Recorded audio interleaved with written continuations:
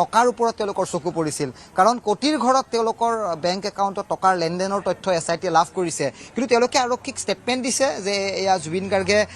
সময়ে সময়ে আমাৰ হাতত টকাসমূহ ৰাখিছিল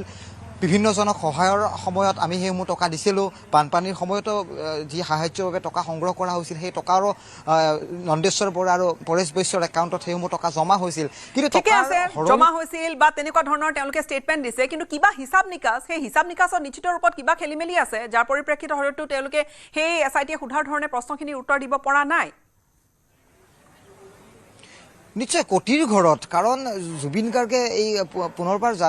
দৰ্শকেও জানে যে তেওঁ এই অনলাইন ট্ৰেনজেকশ্যনৰ ছিষ্টেমটো জুবিন গাৰ্গৰ হাতত নাছিল গৰিমাবুও এইবোৰ ধৰণৰ বিশেষ গুৰুত্ব দিয়া নাছিলে দুবছৰৰ পূৰ্বে যেতিয়া সিদ্ধাৰ্থ শৰ্মাক জুবিন গাৰ্গৰ টকাৰ হিচাপ বিচাৰিছিলে তেতিয়া জুবিন গাৰ্গে খঙতে মোবাইল ভাঙি পেলাইছিলে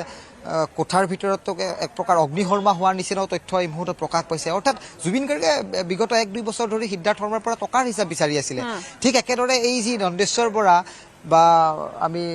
যিগৰাকী পৰেশ বৈশ্য তেওঁৰ হাতত থকা টকাখিনিৰো হয়তো জুবিন গাৰ্গে হিচাপ বিচাৰিছিলে হয়তো সেই টকাৰ হিচাপো জুবিন গাৰ্গে পোৱা নাছিলে সেইসমূহ তথ্য হয়তো এছআইটি লাভ কৰিব পাৰে টকা হৰলুকিৰ কথাটো এই মুহূৰ্তত স্পষ্ট হৈ পৰিছে কিন্তু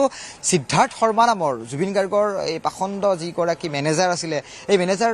গৰাকীৰ কিন্তু বহুখিনি অভিযোগ এই মুহূৰ্তত পোহৰলৈ আহিছে এছআইটিয়ে এইখিনি তথ্য লাভ কৰিছে যে সিদ্ধাৰ্থ শৰ্মাই JJM অৰ্থাৎ জুবিন গাৰ্গৰ নামত জল জীৱন মিছনৰ ঠিকাৰ কাম কাজ কৰিছিলে এই মুহূৰ্তত এটা ডাঙৰ খবৰ হেয়া দ্বিতীয়টো আৰক্ষীয়ে এটা তথ্য পাইছে এই মুহূৰ্তত সিদ্ধাৰ্থ শৰ্মাক জেৰা চলাই যে হাৰিয়ানাৰ পৰা চুৰি গাড়ী যিসমূহ আহে অসমলৈ বা উত্তৰ পূৰ্বত যিসমূহ গাড়ী বিক্ৰী কৰে সেই গাড়ীসমূহ ৰেলযোগে অনা হয় এইখিনি নতুন তথ্য যে সিদ্ধাৰ্থ শৰ্মাই গাড়ী চুৰি চক্ৰৰ লগতো জড়িত আছিলে এয়া এছআইটিয়ে শেহতীয়াকৈ লাভ কৰা তথ্য